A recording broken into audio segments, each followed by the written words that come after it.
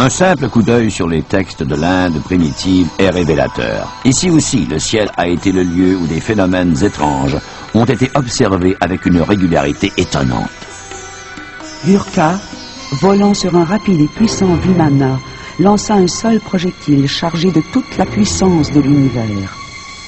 Une colonne de fumée incandescente et des flammes, aussi brillantes que 10 000 soleils, s'élevèrent dans toute leur splendeur. Extrait du Mahabharata.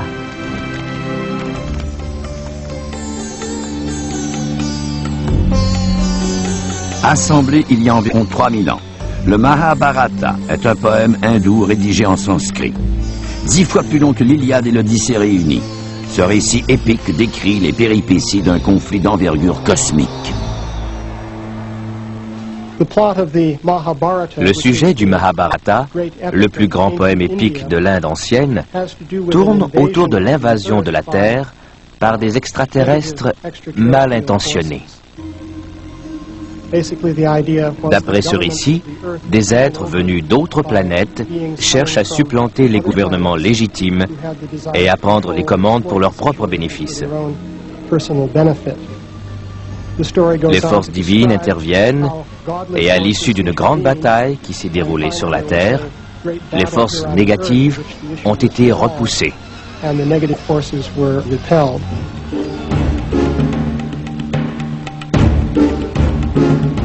Un autre poème épique, le Ramayana, a été écrit il y a plus de 2000 ans. Là aussi, il est question d'une guerre qui s'est déroulée en Inde dans un passé lointain. Le Vimana était une arme si puissante qu'elle pouvait détruire la terre instantanément. Il faisait un bruit très aigu, produisait de la fumée et des flammes et transportait la mort. Extrait du Ramayana. Dans tous ces récits d'étranges machines volantes, les Vimana occupent une place de choix. Quelles étaient ces machines? S'agissait-il d'ovnis? Le Vimana est décrit avec une certaine précision, de même que son comportement en vol. Celui-ci, et c'est très intéressant, rappelle le comportement des ovnis tel qu'il est décrit dans les plus récents rapports d'observation. Le Vimana se déplace par secousses brusques, effectue des mouvements zigzags et de temps en temps, il se soustrait au regard.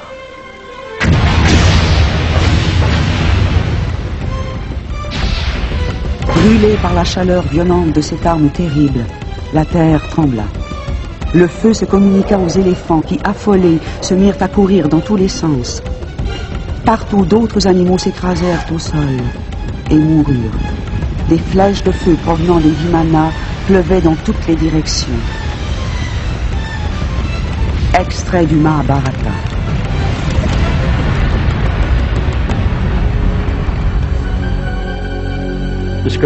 Semblables à des forteresses volantes, ces vaisseaux étaient utilisés en combat aérien et pour les attaques au sol. Ils pouvaient également servir de lance-missiles. S'il n'était pas question d'une guerre, les traductions et les interprétations rappelleraient la formulation des rapports actuels d'observation d'OVNI.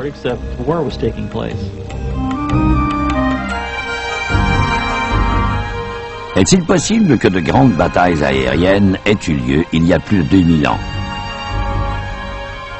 Aussi convaincantes qu'elles puissent paraître, ces histoires sont-elles factuelles ou fantaisistes? Pour s'en tirer facilement, on parlera de mythologie ou de science-fiction avant la lettre. Il serait plus réaliste de dire que les auteurs de ces textes décrivaient des choses vraies qu'ils ne comprenaient pas. Nous devons aborder cette question avec un esprit ouvert et l'étudier à la lumière de la technologie moderne, quitte à reconnaître que nous sommes parfois un peu dépassés. Le phénomène des ovnis a eu au fait de déborder le cadre de l'Asie. C'est ainsi qu'une série d'observations faites aux 4 coins du monde devait provoquer beaucoup d'émotions.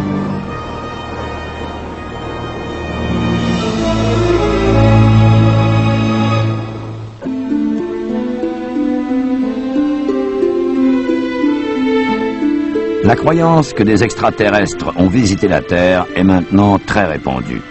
Une telle éventualité est-elle plausible?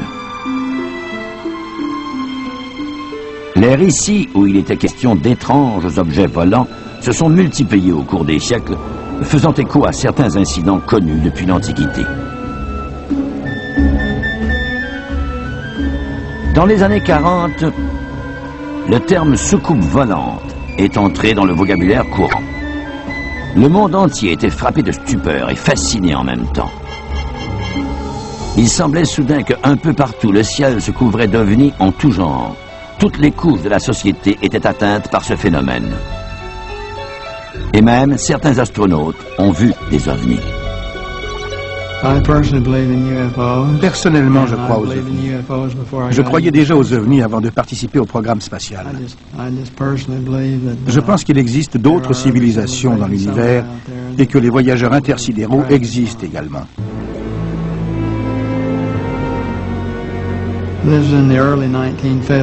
Au début des années 50, j'étais pilote de chasse en Allemagne. Des ovnis survolaient notre base. Ils volaient en formation, tout comme nous, avec nos appareils. De temps en temps, leur vol semblait plus irrégulier que le nôtre, ce qui signifie qu'ils pouvaient accélérer à volonté et plus vite que nous. Nous pensions qu'ils ressemblaient à des chasseurs de haute altitude, sauf qu'ils n'avaient pas d'ailes. Ils volaient plus haut et plus vite que les avions que nous connaissions sur la Terre. Ils ressemblaient effectivement à des soucoupes de métal.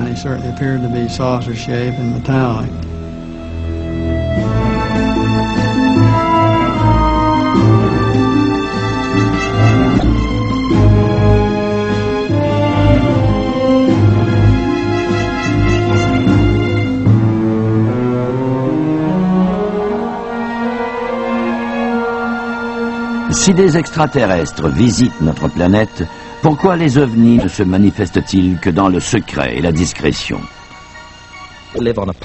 Nous vivons sur une planète qui gravite autour d'une étoile dans un espace infini. Ne serait-il pas arrogant et stupide de considérer que nous représentons la seule forme de vie dans cet univers? Si vous faites une lecture sérieuse des livres anciens, vous découvrirez que l'univers a été créé pour abriter la vie, que l'univers déborde de vie. Je pense que d'autres formes de vie intelligentes existent dans l'univers. Je n'écarte pas du tout la possibilité qu'elles aient autrefois visité la Terre. Elles le font peut-être encore aujourd'hui. Il est bien possible que des créatures cosmiques nous aient visités à plusieurs reprises depuis l'aube de l'histoire de l'humanité. Peut-être ont-elles apporté de leur lointaine étoile un message dissimulé dans ces vieilles pierres. Peut-être reviendront-elles. Alors, dans un prodigieux face-à-face, l'humanité revivra sa plus grandiose aventure, une rencontre avec une forme de vie intelligente en provenance des confins de l'espace. Qui sait, c'est peut-être pour bientôt.